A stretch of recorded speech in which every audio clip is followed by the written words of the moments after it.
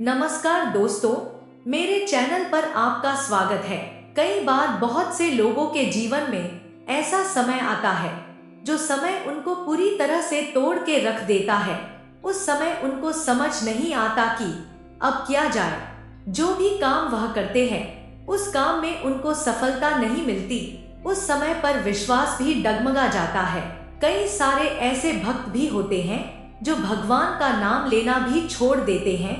भगवान पर उनको विश्वास नहीं रहता, उनका विश्वास उठ जाता है और वह नास्तिक हो जाते हैं, क्योंकि वो उन परिस्थितियों को सह नहीं पाते।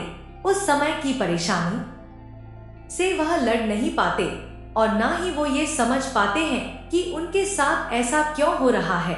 जो लोग पूजा पाठ करते हैं, भगवान की सेवा करते हैं, उनके दिमाग में बस एक ही बात होती है कि हमें सुख ही सुख मिले, सब कुछ हमारे अनुसार होना चाहिए, जो हम चाहते हैं वैसा ही होना चाहिए, हमारी सारी मनोकामनाएं, हमारी सारी इच्छाएं पूर्ण हो। पर सवाल यह है, अगर सुख आप भोगते हैं तो आपके हिस्से का दुख कौन भोगेगा? अगर आपको सुख मिला है तो दुख भी जिंदगी का हिस्सा है। यह एक नदी के समान है कि एक किनारा सुख और एक किनारा दुख का है, और नदी जो है वह जिंदगी। आप कभी अपनी जिंदगी में कभी दुख के किनारे पर होते हो और कभी सुख के। सुख अगर आया है तो दुख भी आएगा। सुख भोगने का असली मजा तभी आता है जब आपने जीवन में दुख भोग रखा हो, क्योंकि जब आपके जीवन में दुख आता है, परेशानी आती है, तभी आपको पता चलता है कि सुख की असली वैल्यू क्या है। एक भूखे को ही अन्न का पता होता है कि यह अन्न कितना जरूरी है, कितना विशेष है। जिनके तन पर कपड़े नहीं होते वही कपड़ों की वैल्यू को जानते हैं। जिसके पास घर नहीं है वही घर की वैल्यू को जानता है। इसलिए जब दुख आपके जीवन में आता है तभी आपको सुख की असली वैल्यू और उसका अनुभव अच्छे से समझ आता है। वैसे तो इस दुनिया में कोई ऐसा व्यक्ति नहीं है जिसने सुख और दुख दोनों को प्राप्त ना किया हो। दुख और सुख सब कुछ कर्मों पर आधारित होता है। कोई व्यक्ति ऐसे कर्म नहीं कर सकता जिससे सिर्फ उसको सुख की ही प्राप्ति हो, या फिर कोई भी व्यक्ति ऐसे कर्म नहीं कर सकता जिससे सिर्फ उसे दुखों की ही प्राप्ति हो। पूर्व जन्मों से ही ये कार्य चलता आ रहा है, इसलिए दुख भी भोगने होते हैं और सुख भी भोगने होते हैं। प्रकृति का भी यही नियम है।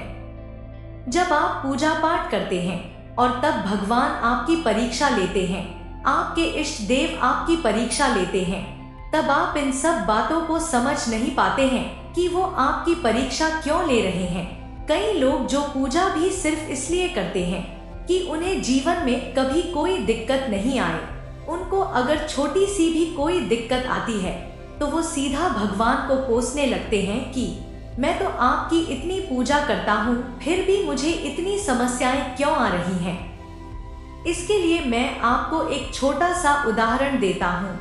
एक व्यक्ति था जो भगवान की बहुत ज्यादा पूजा करता था। एक बार पैर में मोच आ जाती है और वह चलने में थोड़ा असमर्थ हो जाता है। फिर वह भगवान के मंदिर में जाता है और वहां पर उन्हें ताने देना शुरू कर देता है कि भगवान, मैं तो आपकी इतनी पूजा करता हूँ, दिन रात आपका ही नाम लेता हूँ, और फिर भी आपने मेरा एक्सीडेंट करवा दिया।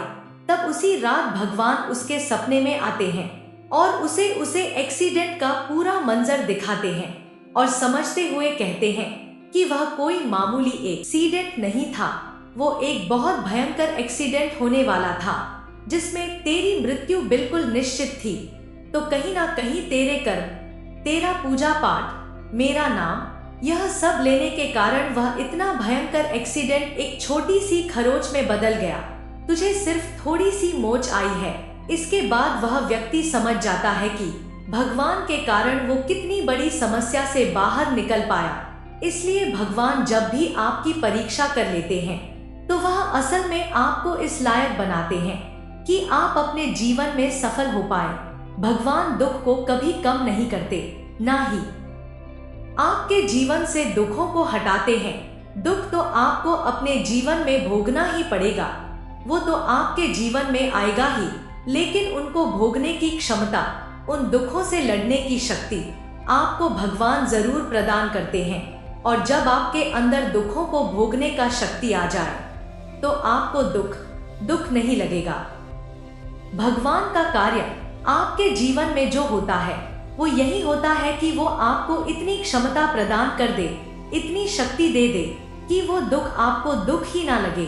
इसलिए भगवान को दोष मत दीजिए, उनको कोसना बंद करें, अपने कर्म पर ध्यान दें, अपने बुद्धि और विवेक का उपयोग करें, अपने आप को भगवान के हवाले कर दे। वह जो भी करेंगे आपके लिए अच्छा ही करेंगे। भगवान के नाम का जाप करते रहो और अच्छे कर्म करते रहो। भगवान जब आपकी परीक्षा लेते हैं वह कौन से संकेत होते हैं जिससे आप जान पाएंगे कि भगवान परीक्षा ले रहे हैं।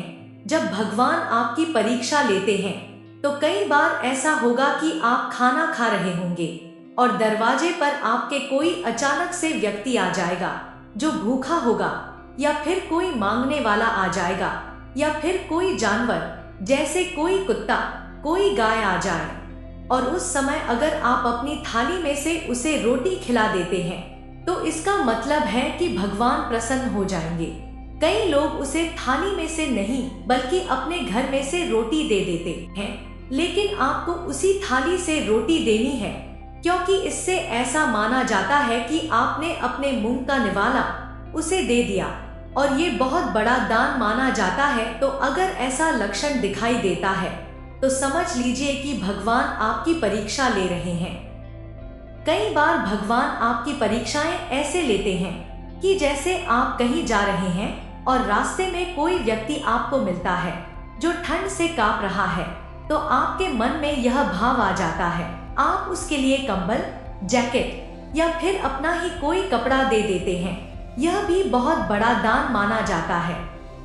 कभी भी भगवान की बनाई हुई वस्तु जैसे जीव जंतु या फिर असहाय लोग जो खाने में असहाय हैं, पीने में असहाय हैं, जिनके पास कपड़े नहीं हैं, जो जरूरतमंद है, उनकी मदद करना बहुत बड़ी सेवा होती है।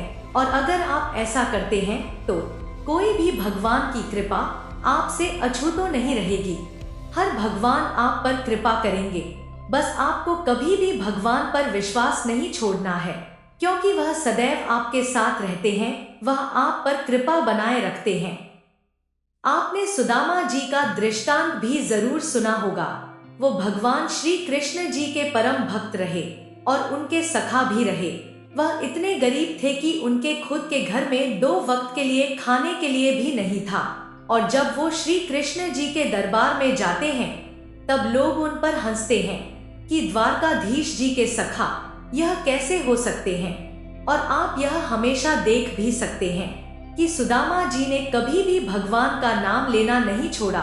उन पर उनका विश्वास अटूट था और जब भी वो खाना खाते थे, जब कभी भी उनको खाने को मिलता था तो सबसे पहले वो भगवान का स्मरण करते थे, उनको भोग लगाते थे और उनको धन्यवाद भी करते थे। और उसके बाद भगवान की कृपा से उनका जीवन, उनकी किस्मत ऐसी पलटी कि जब वो द्वारकाधीश जी के महल में गए तब सुदामा जी के लिए महल तैयार हो रहा था, सुदामा जी के लिए वस्त्र तैयार हो रहे थे। और आज श्री कृष्ण जी के साथ सुदामा जी का भी नाम लिया जाता है। अगर आप भी भगवान पर हमेशा विश्वास रखते हैं और ये मानकर चलते हैं कि भगवान हमेशा आपके साथ है, तो यह विश्वास रखिए और ये बात गांठ बंद लीजिए कि आपका भी बेड़ा पार जरूर होगा। भगवान आपके भौतिक जीवन को तो सुखमय बनाएंगे ही, और साथ ही आध्यात्मिक जीवन को भी सुखमय बनाकर आपको स्वर्ग की प्राप्ति होगी।